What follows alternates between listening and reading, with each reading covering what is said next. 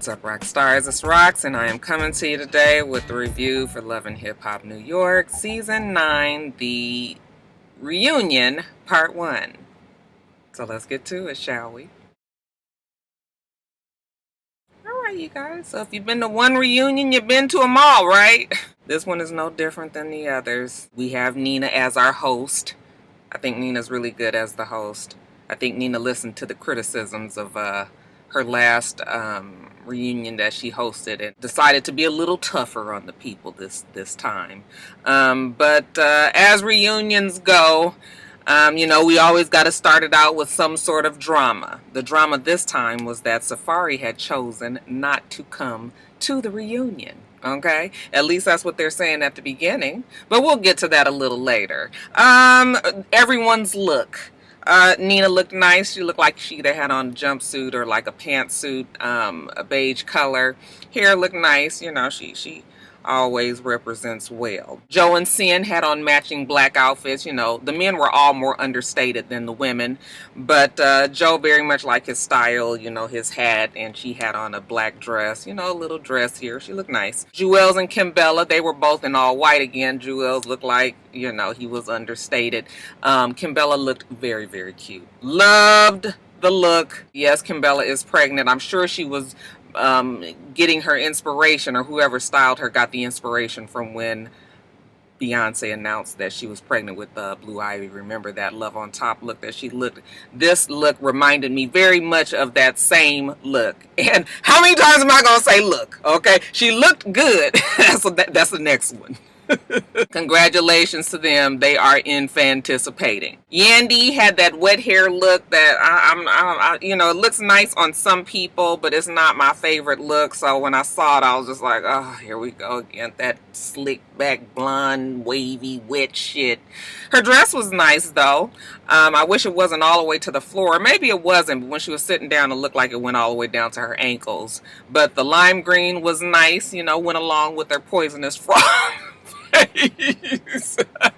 Actually, she looked nice. Pap and Remy, they also looked very nice. Pap was dressed up though. Remy had on a beautiful emerald green beaded dress. Not really sure what the dress was doing because she was sitting down, but the color was beautiful. I love emerald green. Her hair was curly, so it looked nice. Rich looked like somebody's, you know, tired uncle. Mano and Maggie, that Mano looked good, right? I said, Mano trying to make a believer out of me. And Maggie had that same, you know, Maggie is cute. She looks nice to me. She had that Tabitha, you know, Flintstone hairdo that I really am not a fan of. So I don't, whenever I see that, I'll be like, ugh, I hate that hairstyle. Juju looked very pretty in her turquoise. Alexis had on a strapless something I couldn't even really see because the camera just showed her from here up, so I didn't even see what the hell she had on. They probably showed it later on in the show, but I wasn't paying attention. Nyla looked cute from what I remember. Loved her curly hair. Mariah looked a fucking mess, but she looks a mess every season, so, you know, we keeping to tradition. But her hair was pretty. We'll give her that. Jonathan had on a blush suit. I loved it. Oh, I loved all of the drama of that suit. It was sparkly, it was blush colored, it was pretty. Even though Jonathan can be on my nerves quite a bit, he always looks good. So I was like, yes, Jonathan. And then we had Sydney Star, who had on a beaded tight Sydney Star type dress. Okay. Like I said, Safari didn't come, and Rich said that is, you know, goes along with his character. You know, when the going gets rough, the rough gets going. Okay, even though he's not rough or tough. And everybody is quite upset that Safari didn't come. You know, Nia Lee says everybody's been in the hot seat at one point or another. So he needs to go on and, you know, face the music just like everybody else. I said, oh no, honey, his girlfriend, his fiance, she didn't face the music either, remember? Well, she did come to the reunion, but she wasn't out there with everybody else because she was about to get married to Bow Wow. She ain't had time for y'all. Okay, so maybe he just got that from a little page out of her book.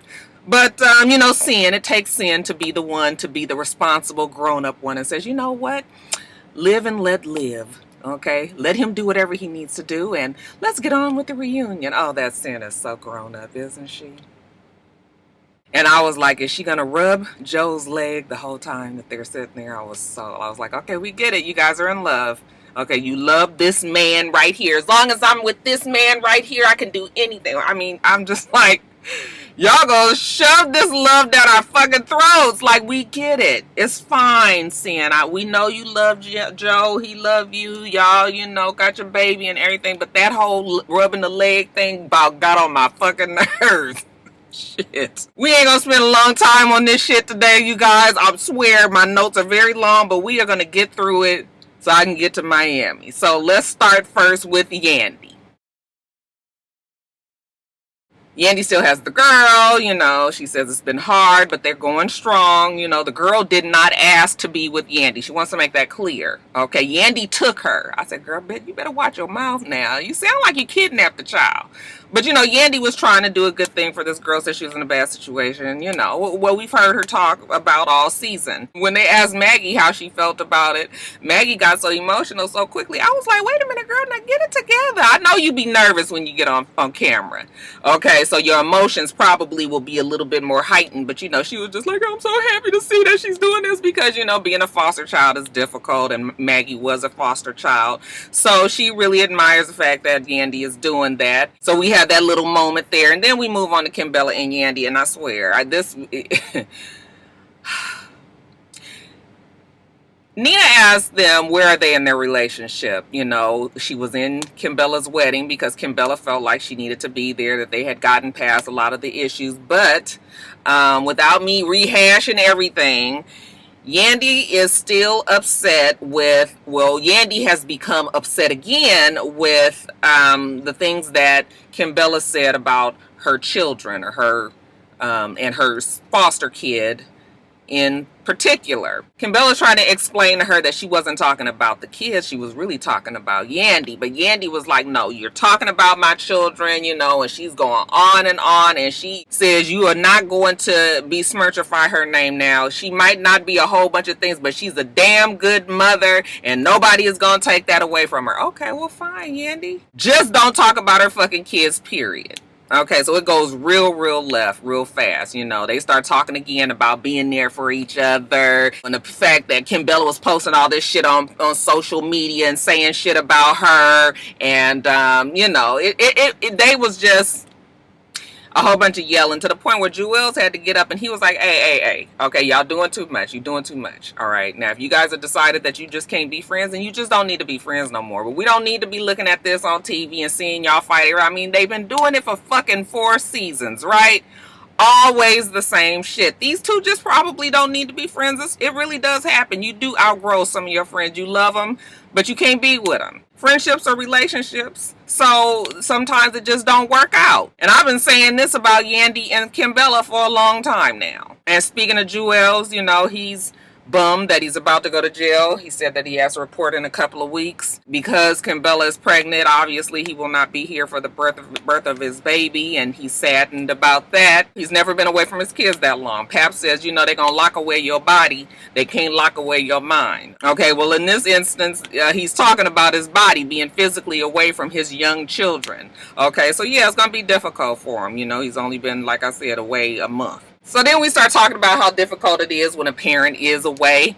You know, Yandy, how did you deal with it? You know, Yandy hasn't even told her kids that Mendices is in jail. Okay, as far as they concerned, he out of town or some shit. Mariah said she thought her dad was in school for the longest. And, you know, everybody starts kind of commiserating on the fact that they didn't know what was going on with their parents when their parents were incarcerated as well. Then they start talking again about, you know, Yandy gonna be there for Kimbella. I was so over it because Kimbella has, you know, she does apologize, like, I'm sorry, I shouldn't have said what I said, you know, after I saw you around the kid and saw how you were and talked to the girl, you know, I realized that I was wrong. I shouldn't have said what I said. See, this is the problem with these shows, reunion shows. You know, as you watch a season, you guys might have rectified the problem, but then when you watch the season again, then all these old wounds open up. We've heard a lot of people say that same thing. So, you know, Yandy's going on and on about the kids not being together anymore. You know, Kimbella's kids, her kids, they're like cousins, and,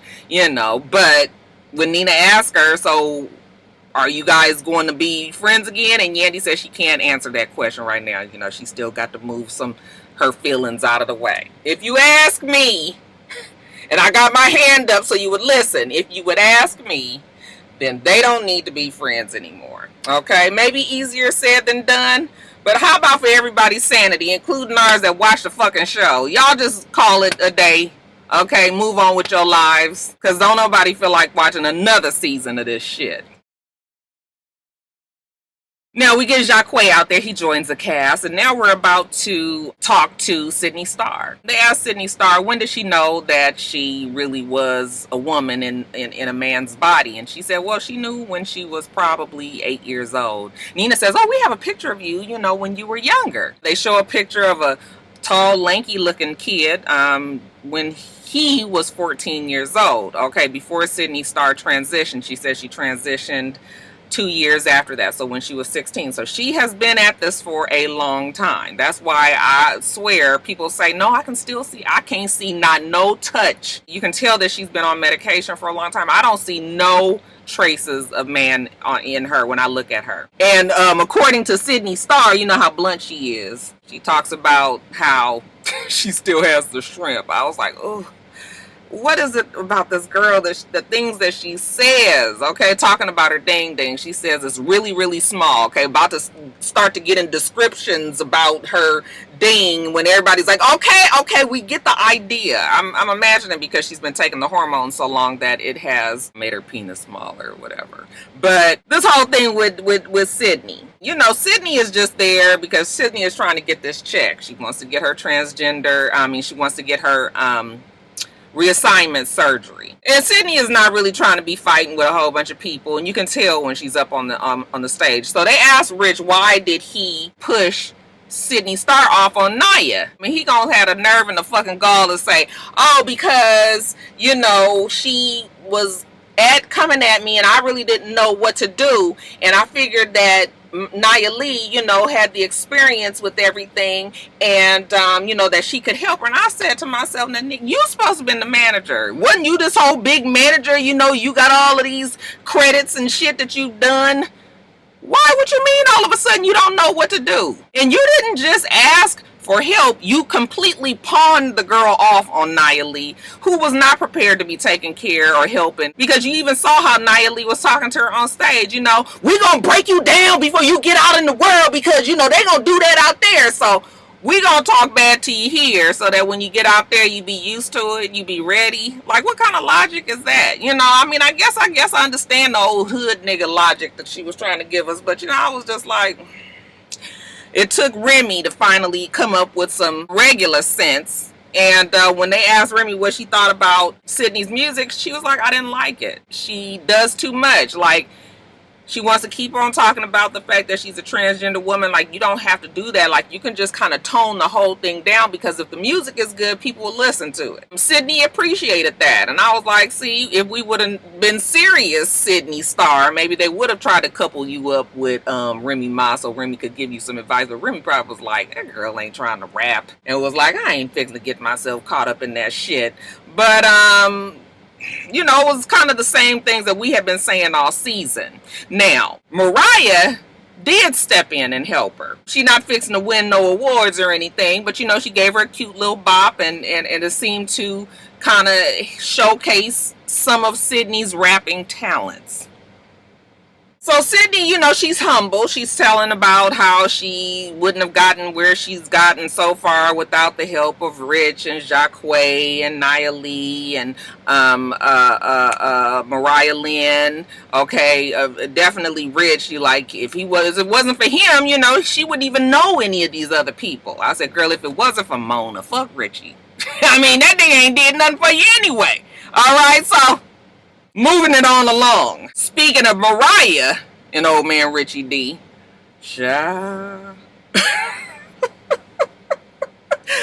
what the fuck was going on there? I said, who didn't put the battery in Mariah Lynn's back? And you know, Mariah Lynn always likes to assert herself at these reunions, okay? She takes this time to, you know, make it seem like she's this boss bitch, and she this hard bitch, and she this rapper bitch, and she this, you know. So that part of her bravada we should be used to. But I was like, girl, you telling it all today, huh? Now, Nina asked her about this little rumor going around that supposedly she was pregnant.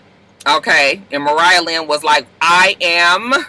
All right, and Richie D was looking over at her, and she was like, I am not pregnant, but her and Richie D have talked about it a lot in the past when they be laying in the bed together because they've been fucking on each other for 8 years. Oh yeah, that's right. But you know what? He got diabetes, so he's sickly and everything. And so some time ago, he went and got a vasectomy. But you know what? Now they talking about having a baby and everything. Now they got to try to figure out how they can get this whole vasectomy reversed. And her and Richie D, they got love for each other. You know, they've been doing this on and off for years. But she loved him and she want to be with him. And everybody up there was like, oh.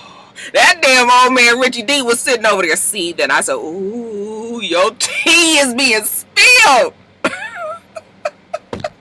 of these niggas that's been creeping and may have even fell in love on the low, but don't want nobody else to know it. Okay? I was like, oh, Mariah Lynn, girl, you going on and on and on. So yeah, she in love. Okay? Everybody was like, word?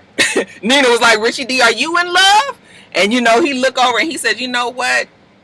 You have no right to get up here and talk about my condition, his vasectomy, I guess, his diabetes, you know, and all of that. You know, she's like, you're not going to say that you love me? Like, are you going to take up for me? You're going to make me be up here and you're not going to say it? And he was like, if you would shut the fuck up, maybe I guess I said, oh, the secret lover spat right there on the stage.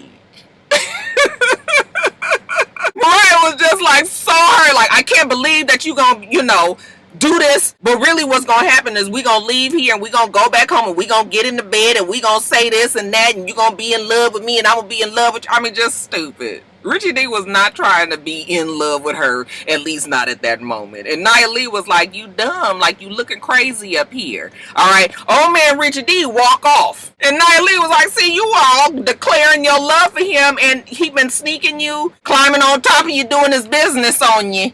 Ain't letting nobody else know, not claiming you now. And you up here talking about, you know, you love him and all that. You know, Mariah Lynn, oh, child, she got so upset then. She gonna leave, too, because she not gonna, you know, get crazy out here. I said, girl, you didn't prove the craziness. What is wrong with this girl? You know, so she get up, too. She say she gonna walk off, you know, before she get to cutting up out there. When she get backstage, she, you know, old man Richie D is over there in the cut in the dark.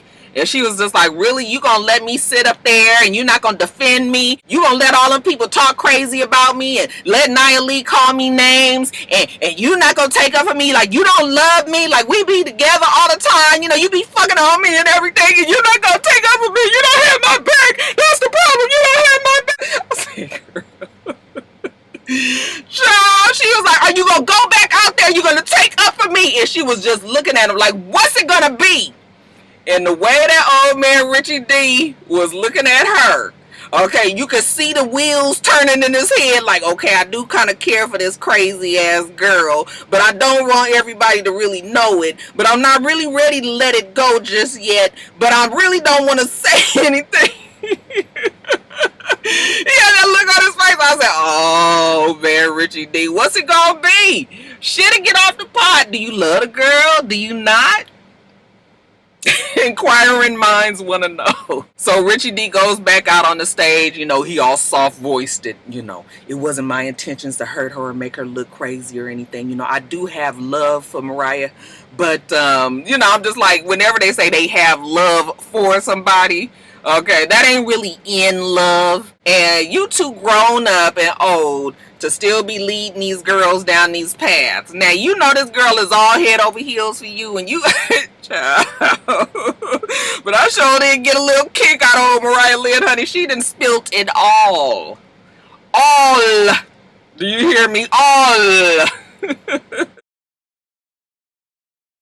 And then we jump over to Joe and Sin. So, you know, we talk about her postpartum and how difficult it was for her to even share that on the show because, you know, they say that black women don't go through postpartum. I said, girl, you ain't seen my YouTube video about postpartum depression? Oh, yeah, I got one out there for y'all. Y'all need to go look at it, too, if you guys are experiencing some ill feelings after you've had your baby. It is real. And there's plenty of people out there who talk about it now. So, you know, you ain't no reason why you should feel any kind of way other than I need some fucking help so bitch don't go crazy. That's all. Anyways, they talk about her being courageous about her sexual, you know, her being raped when she was a young girl. She hadn't even told her mother until the day before the episode aired, but she's fine. You know, they even got a nanny, and the nanny assured her she would never hurt her baby, and she's great, and her and Joey are great, and they're in love, and they're happy. Now, y'all doing all that, but why was there some dissension over on the island? Okay, well, she says, well, she's 26 years old, and sometimes she want to do what 26-year-olds do. I said 26 is closer to 30 than 20.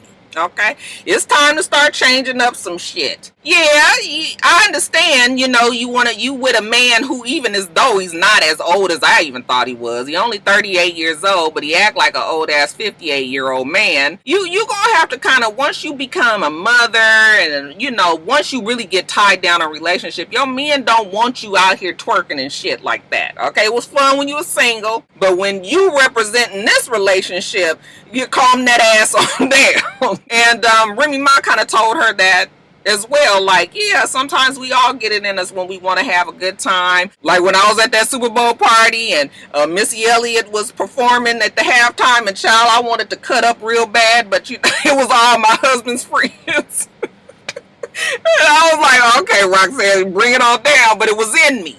But I had to push it down because I knew that, you know, it may have potentially brought a problem. Because what I wanted to do, it wasn't going to just be no 1-2. I mean, you can't do that shit to Missy. Yeah, they all kind of tell her, like, it's time to grow up. Them 20 days is about to be over. You know, we getting older now, so it's time to do older people things. As far as when they gonna get married, you know, they gonna wait to set a date. You know, they want it to be magical, and they just don't have the date set yet. But trust me, we all gonna know. I do love Joe and Sin, but they kind of got on my nerves as the season came to an end. Then, you guys, dun dun dun, what is this? Production is in the back, and they're saying that, you know what, they got their eyes on Safari. Looks like Safari has decided to join the cast. That's right. As they're talking about their trip to Costa Rica and how, you know, the men is the ones that made it a good time, and, you know, they're about to start digging into that subject. Oh yeah, Safari joins them on stage. And then the show ends. Part 2 next week, y'all. Alright, Roxstars, so that was it. The reunion was cool itsrox. I mean, you know, I've seen worse, so it was what it was. Make sure that you rate, comment, and subscribe to the channel. I'm itsrox. The channel is for itsrox, and everything else I do will be in the bottom bar. Alright, so I hope that you have a wonderful, wonderful rest of your day, and I plan on doing the same. Till next time, Roxstars. Bye.